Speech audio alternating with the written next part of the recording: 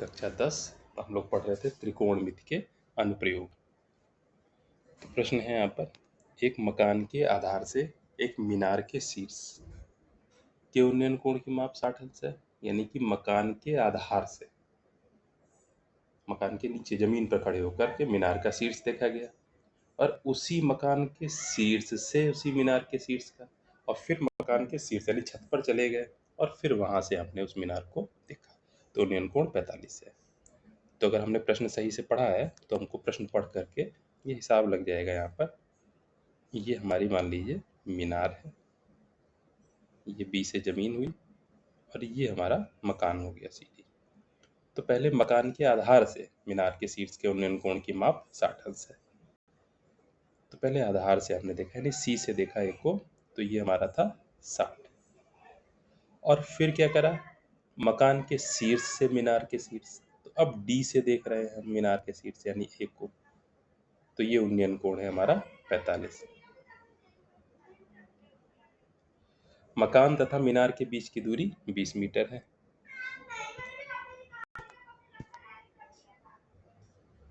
तो ये 20 मीटर मकान और मीनार की ऊंचाई।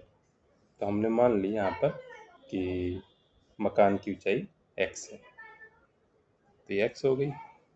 और ऊपर वाला जो हिस्सा है यहाँ पर AE, तो ये हमने मान लिया y है।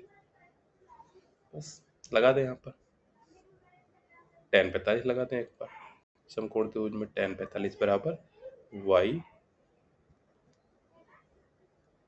बटे सामने को जलम आधार है यहाँ पर 20, 1 बराबर y बटे 20, तो यहाँ पर y का मान आ गया हमारा 20। अब हम लगा दे tan 60। tan 60, 60 के सामने की भुजा क्या है, x प्लस वाई बटे लगी भुजा 20। tan 60 का मान रख दें √3 बराबर x प्लस वाई बटे 20। तिरछी गुणा कर दें तो x प्लस वाई बराबर 20 √3। y का मान रख दें 20, तो x प्लस 20 बराबर 20 √3, घटा दे उधर ले जाकर x बराबर 20 √3 माइनस 20, तो x बराबर 20 कॉमन, तो √3 माइनस 1 और ये हो जाएगा मीटर। तो हमारा x आ गया। ये मकान की ऊंचाई हुई। मीनार की ऊंचाई पूछ रहा है, तो मीनार की ऊंचाई हो जाएगी x प्लस वाई। x मतलब x plus y, x plus y का योग कितना निकला है 20 √3। तो ये हमारे दोनों की ऊंचाई हो गई। 2012 में ये प्रश्न पूछा गया। अगला, जिस समय सूर्य का उन्नयन कोण 30 अंश था, एक स्तंभ की परछाई 20 मीटर नापी गई। अब इस तरह से प्रश्न होगा कुछ, ये जमीन है हमारी, ये एक स्तंभ है और स्तंभ की परछाई, यानी कि इस तरह से सूर्य का उन्नयन कोण। अब सूर्य कहीं इस तरह से दिखाई पड़ रहा होगा मीनार के ऊपर यहाँ पर ये, तो उन्नयन कोण इसका 30 अंश जब नापा गया तो स्तंभ की परछाई 20 मीटर नापी गई, तो ये 20 मीटर परछाई थी। स्तंभ की ऊंचाई हमने मान ली h है। बस चित्र अगर बन गया है तो सीधे समकोण त्रिभुज में tan 30 लगा देंगे, h बटे 20, tan 30 का मान रख देंगे 1/√3 बराबर h बटे 20।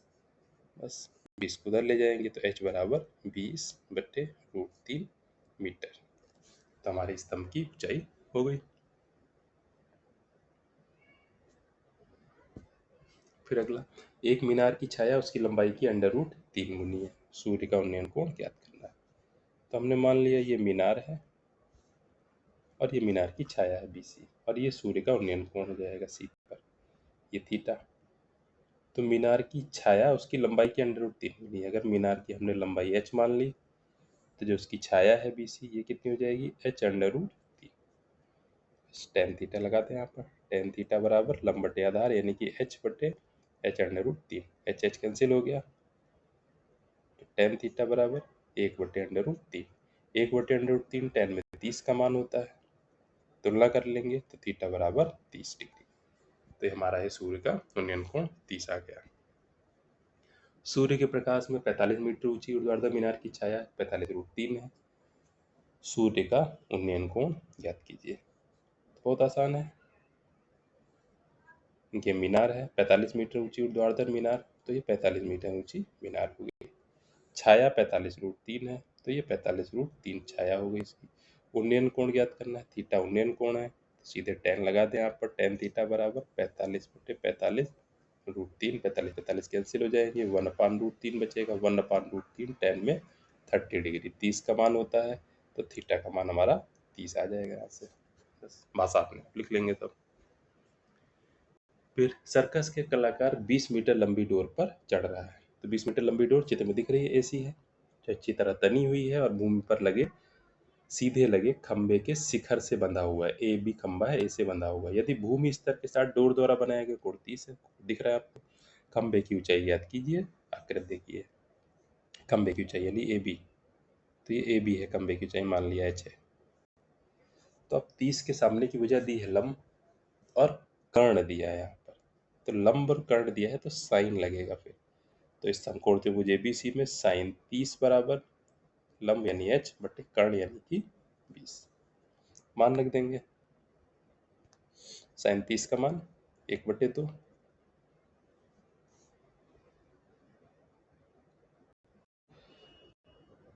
बराबर h बटे 20, 20 इधर ले जाएंगे तो h बराबर 20/2 यानी कि 10 मीटर।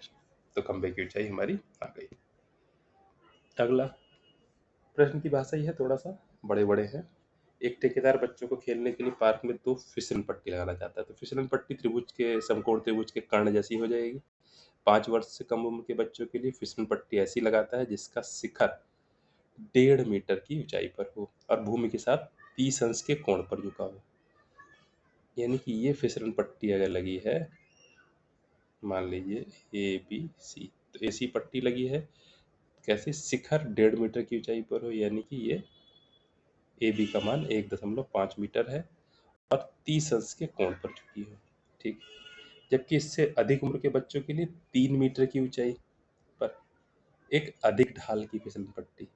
आपकी जो फिसलन पट्टी लगाना चाहता है वो 3 मीटर की ऊंचाई पर होगी, ये 3 मीटर की ऊंचाई की हो गई और अधिक ढाल, तो ढाल भी और ज़्यादा, क्योंकि बड़े बच्चे हैं। तो मान लीजिए यहाँ पर पी क्यू आर, ये बड़े बच्चों के लिए है, भूमि के साथ 60 का कोण बनाती है। प्रत्येक स्थिति में फिसलन पट्टी की लंबाई क्या होनी चाहिए, पहली स्थिति में लंबाई क्या होगी, दूसरी में। अब फिसलन पट्टी यहाँ पर कर्ण है तो हम साइन लगा देंगे यहाँ पर। साइन 30 बराबर लंब यानी 1.5 बटे कर्ण यानी कि एसी मान रख देंगे। साइन 30 का मान 1/2 बराबर 1.5 बटे एसी। हल करेंगे तो एसी बराबर 2 इंटू 1.5 यानी कि 3 मीटर। यहाँ पर लगा देंगे साइन 60 बराबर 3 बटे कर्ण यानी कि पी आर। साइन 60 का मान √3/2 बराबर 3 बटे पी आर। हल करेंगे यहाँ पर तो पी आर बराबर 3 इंटू 2 बटे √3। √3 से 3 कटेगा तो बचेगा √3, तो हमारा आ जाएगा 2√3। तो 2√3 दूसरी स्थिति में हमारी फिसलन पट्टी की लंबाई हो जाएगी। 60 मीटर ऊंचे किसी पहाड़ की चोटी से किसी मीनार की चोटी और आधार। देखिए पहाड़ ज्यादा ऊंचा हुआ 60 मीटर और ये जमीन है। अब इस जमीन पर क्या हुआ, कौन कौन चीजें हैं, किसी मीनार की चोटी और आधार है, तो इस पर एक मीनार बनी हुई है। तो मीनार की चोटी और आधार के अवनमन कोण कहाँ से, पहाड़ की चोटी, तो पहाड़ की चोटी से ये मीनार की चोटी का देखा गया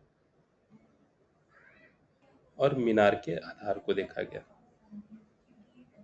30 और 60, तो ये कोण 30 है और ये 60, तो इसलिए ये कोण अवनमन है, ये भी 30 हो जाएगा और ये वाला हमारा 60 हो जाएगा। बस मीनार की ऊंचाई याद करनी है, यानी कि ये h, इसको अगर हम मान लें, ये दूरी हमें नहीं पता, इसको x मान लें, तो एक बार tan 30 लगा दें, तो tan 30, अब 30 के सामने की भुजा तो पूरी 60 थी, तो इतनी भुजा क्या हो जाएगी, ये यहाँ से लेकर यहाँ तक 60 माइनस h, 60 से h घटा दें तो tan 30 बराबर 60 माइनस h बटे आधार, आधार अपने x मान लिया। tan 30 का मान रख देंगे, 1/√3 बराबर 60 माइनस h बटे x। हमको ज्ञात क्या करना है, मीनार की चाहिए, h ज्ञात करना है, नहीं x का मान निकालना है। x बराबर 60 माइनस h इंटू √3। अब हम दूसरा त्रिभुज ले लें समकोण, उसमें tan 60 लगा दें। तो tan 60 बराबर 60 बटे x। tan 60 का मान रख दें, √3 बराबर 60 बटे x, गुणा कर दें तो x बराबर 60 बटे √3।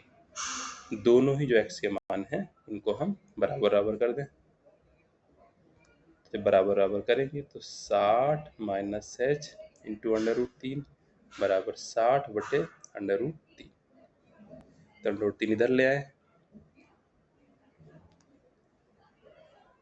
60 माइनस h बराबर 60 बटे √3 इंटू √3, यानी 60 माइनस h बराबर 60 बटे 3। तो 20 आ गया। तो 60 माइनस h बराबर 20, h उधर ले जाएं 20 इधर ले आए, तो 60 माइनस 20 बराबर h, यानी कि h बराबर हो गया हमारा 40 मीटर। तो h का मान निकल आया, तो मीनार की हमारी ऊंचाई हो जाएगी यहाँ पर 40 मीटर।